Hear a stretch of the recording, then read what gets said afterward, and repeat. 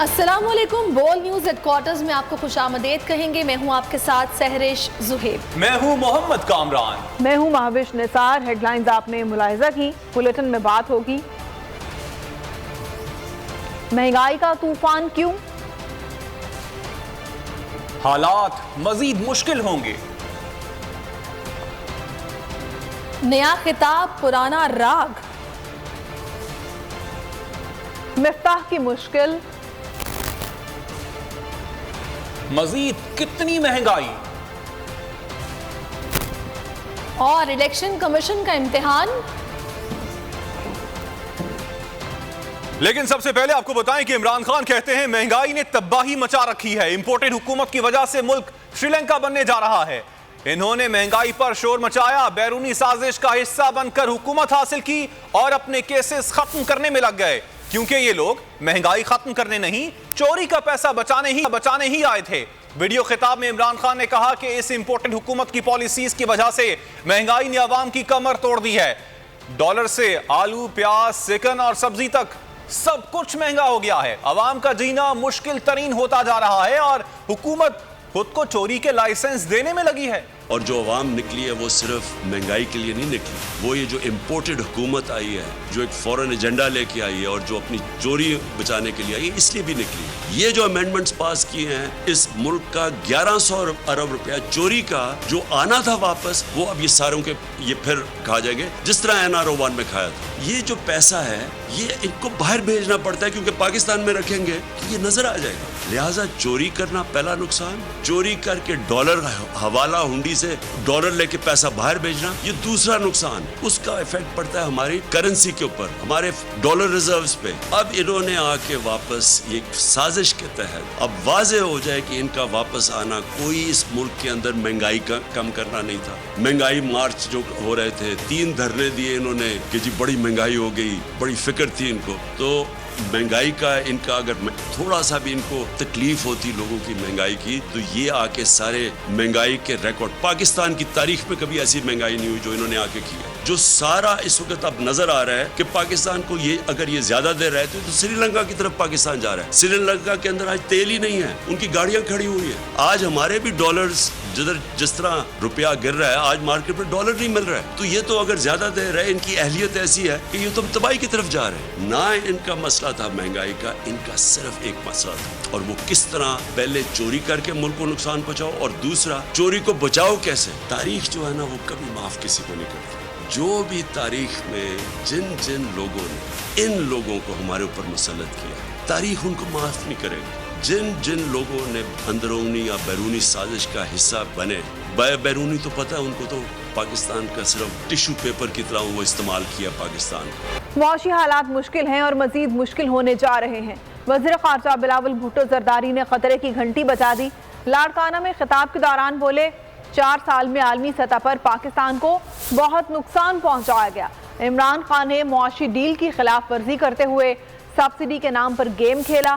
وزیر اعظم شہباز شریف اور ٹیم نے پاکستان کو ڈیفالٹ ہونے سے بچایا، کہا ہمیں بھی تھوڑا وقت دیں، ہم تجارت چاہتے ہیں، بھیک نہیں مانگیں گے، یہ ہماری خارجہ پالیسی ہے۔ یہ بھی بولے کہ ترقی کے لیے کوششیں جاری رہیں گی، جس طرح سندھ کو ترقی یافتہ بنایا، پورے ملک کو سندھ کی طرح بنا دیں گے۔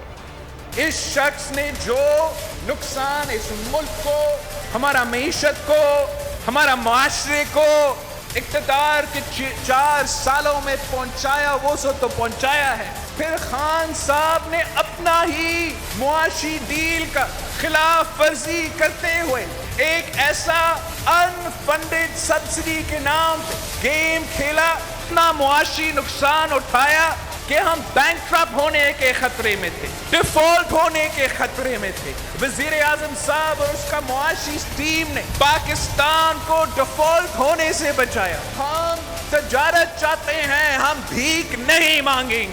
बारूदी सुरंगें, मुश्किल फैसले, इल्जाम तराशियां। वज़ीर आज़म शहबाज शरीफ ने एक बार फिर वही रटे रटाए जुमले दोहरा दिए। हुकूमत में आए 3 माह हो गए लेकिन रोना धोना कम न हुआ। मईशत तबाह करके शहबाज शरीफ ने इल्जाम एक बार फिर से पिछली हुकूमत पर डाल दिया। वफाकी काबीना के इजलास के बाद मीडिया के सामने आए तो बौखलाहट चेहरे से आया थी। बोले मुश्किल वक्त में हुकूमत संभाली, मुआशी बहरान विरसे में मिला। एक बार फिर इमरान खान के अवाम को देगा रिलीफ को हदफ तनकीद बनाते हुए बोले पेट्रोल सस्ता करके हमारे लिए जाल बिछाया गया। दुनिया में तेल और पेट्रोल की कीमतें आसमानों से बातें कर रही, लेकिन पिछली हुकूमत ने जाते जाते इनकी कीमतें कम करके आने वाली हुकूमत के लिए एक जाल बिछाया जो कि 100% बदनीति पर था। हमने इस बजट में अल्हम्दुलिल्लाह फैसला किया कि जहाँ पर हमने कीमतें हमें मजबूरन बढ़ानी पड़ी तेल की और पेट्रोल की, दिल पे पत्थर रखकर वहाँ पर हमने 7 करोड़ लोगों के लिए हमने रिलीफ मुहैया किया, जो बिशप के जरिए वो हेल्पलाइन से करोड़ों लोगों को वो 2000 रुपए महीना उनको दिया जा रहा है। हमने बहुत ही ज्यादा मुश्किल हालात में ये जिम्मेदारी संभाली है और इंशाल्लाह इस जिम्मेदारी को इंशाल्लाह हम निभाएंगे। मुश्किल और बोल्ड फैसले हमने किए हैं, मजीद भी अगर हम करने पड़े तो करेंगे ताकि इस मुल्क की जो मईशत है उसको सुधारा जा सके। आगे देखिए, चंद लोगों के लिए कानून और पीटीआई हुकूमत की कामयाबियां। वजीर आजम शहबाज शरीफ का मिफ्ता इस्माइल की पुश्त पनाही से गुरेज, काबीना अरकान के सामने तन्हा छोड़ दिया। इंपोर्टेड काबीना ने नाकिस कारकर्दगी पर मिफ्ता इस्माइल पर सख्त सवालात की बौछार कर दी। जवाबी वार पर मिफ्ता इस्माइल भी चुप ना रहे। आपकी हर कामयाबी साबका हुकूमत के नाम जा रही है। मिफ्ता साहब, आप खुद क्या कर रहे हैं? जवाब देना होगा। इम्पोर्टेड काबीना ने अपने ही वजीर को आड़े हाथों ले लिया। बिगड़ती सूरत हाल पर शहबाज शरीफ ने भी लाडले वजीर से हाथ उठा लिया। वजीर आजम शहबाज शरीफ की जेर सदारत काबीना इजलास में वजीर खजाना मिफ्ता इस्माइल एक बार फिर जेर ताब रहे। शहबाज शरीफ ने भी दो टोक कह दिया, मिफ्ता साहब आपका दिफा नहीं करूँगा। टैक्सों और तेल की कीमतों में इजाफे पर अपने साथियों को मुतमईन करें। ख्वाजा आसिफ ने कहा, आपके इक़दामात से हम सब जमातों का अवामी ग्राफ गिर रहा है। बॉस का हाथ उठा, वजीर पर सख्त तनकीद आई तो मिफ्ता भी खामोश न रहे। कहा, आलमी मंडियों को देख लें, मुझे कीमतें बढ़ाने का कोई शौक नहीं। तसल्ली दी कि IMF से जल्द अच्छी खबर मिलेगी। जराये के मुताबिक काबीना इजलास में यूरोपीय यूनियन से GSP प्लस पर नजरसानी से मुतालिक तजावीज़ पर भी गुफ्तगू की गई। मुल्की मईशत को 2021 में कोविड-19 की 2 लहरों का सामना करना पड़ा, लेकिन साबिक हुकूमत के मौसर इंतजाम की बदौलत इनके असरात कदरे मोतदिल रहे। मुआशी सरगर्मी की मजबूत बहाली में मदद मिली। बैंक दौलत पाकिस्तान की सालाना जायजा रिपोर्ट जारी कर दी गई है। एक बार फिर इमरान खान हुकूमत की सलाहियत, अहलियत, काबिलियत पर मोहर जब्त करती है। बताया गया कि आलमी मुआशी सरगर्मी में बहाली का जो अमल 2020 से 2021 तक था, इसकी रफ्तार मजीद तेज हुई। बैंक दौलत पाकिस्तान की जायजा रिपोर्ट एक बार फिर इमरान हुकूमत की सलाहियत, अहलियत, काबिलियत पर मोहर जब्त। बैंक दौलत पाकिस्तान ने अपनी सालाना नुमाइंदा रिपोर्ट माली इस्तेहकाम पर मबनी साल 2021 की जायजा रिपोर्ट जारी कर दी। बताया गया कि गुज़िश्ता 3 सालों में माली निज़ाम ने अच्छी कारकर्दगी का मुजाहरा किया और मुस्तहकम रहा। कोरोना के दौरान बेहतर इंतजाम और वैक्सीन लगाने की जामे मुहिम के नतीजे में आलमी मुआशी सरगर्मी में बहाली का जो अमल 2020 से 2021 तक था, उसकी रफ्तार मजीद तेज हो गई। इस दौरान महंगाई का दबाव बढ़ गया और कोविड-19 की मुतादिद नई इक़साम से आलमी मुआशी सरगर्मी और माली मंडियों को चैलेंजेस दरपेश रहे। मुल्की मईशत को 2021 में कोविड-19 की 2 लहरों का सामना करना पड़ा, लेकिन वबा के मौसम इंतजाम की बदौलत उनके असरात कदरे मुतदिल रहे। मईशत के खुलने और पॉलिसी इक़दामात के नतीजे में मुआशी सरगर्मी में मजबूत बहाली हुई। जायजे में बैंकों, गैर बैंक माली इदारों, माली मार्केट के इंफ्रास्ट्रक्चर और गैर माली कॉरपोरेट इदारों की कारकर्दगी और खतरे की जाँच की गई। हुकूमत ने मुल्क की मईशत तबाही की दलदल में धकेल दी। शहबाज ज्यादा स्पीड से बढ़ते डॉलर ने रुपए के ताबूत में आखिरी कील ठोंक दी। इंटरबैंक में डॉलर 1 रुपया 52 पैसे महंगा होकर 211 रुपए 48 पैसे का हो गया। शहबाज हुकूमत डॉलर के पर काटने में नाकाम हो गई। ओपन मार्केट में डॉलर 215 रुपए पर फरोख्त हुआ। 11 अप्रैल से अब तक इंटरबैंक में डॉलर 28 रुपए 55 पैसे महंगा हो चुका है। डॉलर की कदर में इजाफे से मुल्क के कर्जों में 3600 अरब रुपए का दबाव बढ़ गया।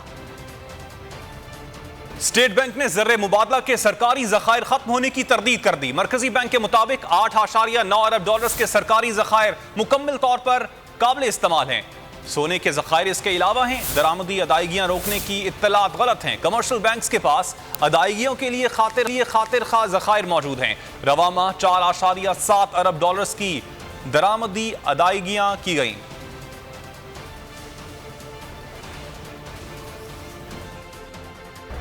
नवाज शरीफ, आसिफ जरदारी और मरियम नवाज को बचाने के लिए नैब कवानीन में 14 तरमीम की गई हैं। ऐसे कवानीन बनाए गए हैं कि मनी लॉन्ड्रिंग में मुलविस अफराद बच जाएंगे। मुल्क से बाहर पड़े पैसे के सबूत काबिल कबूल नहीं होंगे। उन्होंने खुद को चोरी का लाइसेंस दे दिया। इमरान खान हुकूमत पर बरस पड़े। वीडियो खिताब में इसी हफ्ते नैब तरमीम को अदालत में चैलेंज करने का ऐलान भी किया। कहा, आसिफ जरदारी ने असेंबली में कहा था कि सरे महल उनका नहीं है, बाद में इसका पैसा भी वसूल कर लिया। अब उन्होंने इस मामले को कानूनी शक्ल दे दी है कि बेनामी जायदाद से मुतालिक कोई सवाल ही नहीं कर सकता, कोई भी जाती मुफाद के लिए तरमीम नहीं कर सकता। एक एक चीज मैं बताता हूँ कि हुआ क्या है, कैसे आसिफ जरदारी भी अब बच जाएंगे, नवाज शरीफ और उनकी बेटी मरियम शरीफ वो भी बच जाएंगे। अब कैसे वो सारे इनके पॉलिटिशियंस जिनके ऊपर केसेस थे नैब के अंदर, वो कैसे बचेंगे। आसिफ जरदारी फेक अकाउंट्स में कैसे बच जाएगा। जिस मुल्क के अंदर इंसाफ नहीं है, यानी ताकतवर कानून के नीचे नहीं है, वो मुल्क कभी भी तरक्की नहीं कर सकता। सरे महल जो इन्होंने असेंबली के फ्लोर में जरदारी ने कहा था कि हमारा सरे महल नहीं, वो बिका।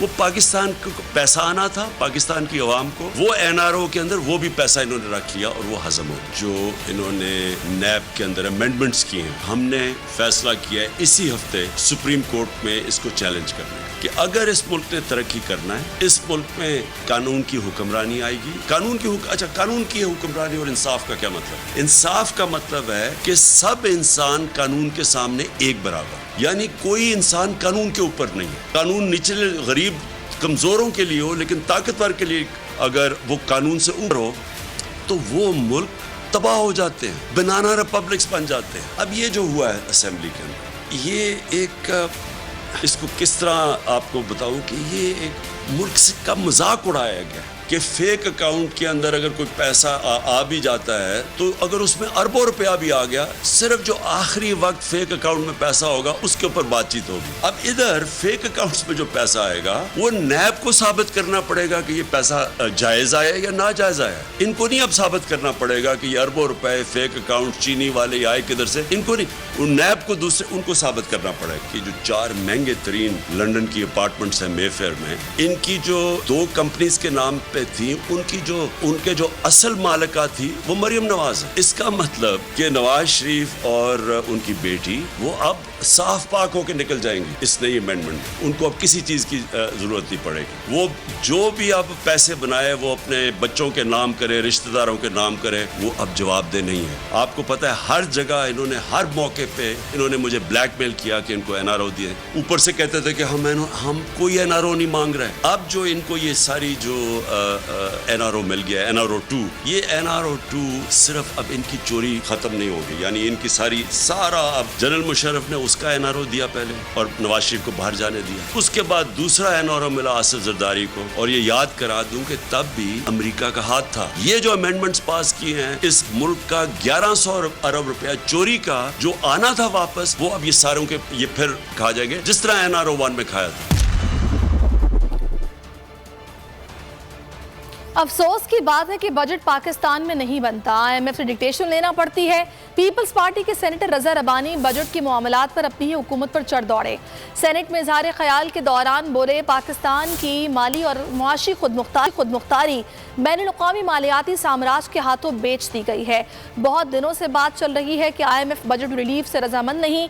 अगर वो बज़िद हैं तो हम उन्हें बताएंगे कि हम ऐसा बजट मंजूर करेंगे जो पेश हुआ था, डिक्टेशन नहीं लेंगे। मुतालबा किया कि 2018 से IMF मुआहदे पार्लियामेंट में रखे जाएं, मुआहदे पर दोबारा नई शराइत पर मुज़ाकरात किए जाएं। और ये निहायत अफसोस का मुकाम है जनाब चेयरमैन कि अब कई अरसों से पाकिस्तान का बजट पाकिस्तान में नहीं बनता, बल्कि उसकी हदफ اور اس کے ٹارگٹس جو ہیں وہ بین الاقوامی مالیاتی سامراج IMF طے کرتا کہ پاکستان کی فائنینشل اور اکنامک ساورنٹی جو ہے وہ بین الاقوامی مالیاتی سامراج کے ہاتھوں بیچ دی گئی کہ 2018 کے اندر جب IMF کا معاہدہ ہوا تو اس وقت جو شرائط مانی گئیں اداروں کی پرائیویٹائزیشن شامل تھی۔ میں حکومت سے یہ بات کہنا چاہتا ہوں کہ بہت دنوں سے یہ باتیں چل رہی ہیں کہ IMF جو بجٹ کے اندر ریلیف دی گئی ہے ٹیکس اور سیلری کلاس کو اس پہ وہ رضامند نہیں۔ دوسری جانب بلوچستان کا 612 ارب روپے کا بجٹ پیش کر دیا گیا، 72 ارب روپے کا خسارہ ظاہر کیا گیا ہے۔ سرکاری ملازمین کی تنخواہوں میں 15% اضافہ تجویز کیا گیا، مزدوروں کی کم سے کم اجرت 25,000 روپے مقرر کی گئی ہے۔ بلوچستان کا بجٹ اسمبلی میں پیش کر دیا گیا۔ وزیر خزانہ عبدالرحمان کھیتران نے بتایا کہ کوئی نیا ٹیکس نہیں لگایا جا رہا، سرکاری ملازمین کی تنخواہوں میں 15% اضافہ کیا جا رہا ہے۔ ترقی کے لیے 191 ارب روپے رکھے گئے، غیر ترقیاتی اخراجات کے لیے 367 ارب روپے مختص کیے گئے، صحت کے لیے 38 ارب، تعلیم کے لیے 70 ارب اور امن و امان کے لیے 44 ارب روپے رکھے گئے ہیں۔ وزیر خزانہ نے بتایا کہ گوادر میں پانی کی فراہمی کے لیے 38 کروڑ روپے مختص کرنے کی تجویز ہے۔ وزیر خزانہ نے بتایا کہ بلوچستان میں 16 DHQs کو سول اسپتال کا درجہ دیا جا رہا ہے، 6 ارب روپے لگا کر دواؤں کی کمی پوری کی جائے گی۔ وزیر خزانہ نے اسمبلی میں بلوچستان کی ترقی کا عزم بھی کیا۔ ریکارڈ ایکٹ کا تاریخ معاہدہ ہماری حکومت نے خوش اسلوبی سے طے کروایا، جس کے تحت بلوچستان کو ریکارڈ ایکٹ منصوبے کا 25% شیئر براہ راست ملے گا۔ اس کے ساتھ ساتھ ہمارے صوبے کے لوگوں کو 8,000 نوکریاں بھی ملیں گی اور رائلٹی کی مد میں صوبے کو خطی رقم ملے گی۔ عبدالرحمان کھیتران نے کہا کہ انشاءاللہ بلوچستان میں تاریخی روزگار کے مواقع پیدا کریں گے، بڑھتی آبادی کے ساتھ روزگار پیدا کرنے کے لیے اقدامات کر رہے ہیں۔ سبسکرائب کریں اور بیل دبائیں تاکہ کوئی خبر رہ نہ جائے۔